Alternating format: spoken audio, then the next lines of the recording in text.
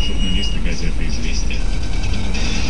В Госдуме предложили перевести в рубли валютные кредиты граждан России. Согласно подготовленному законопроекту, реструктуризация в национальную валюту обязательств по договорам будет проводиться в течение 30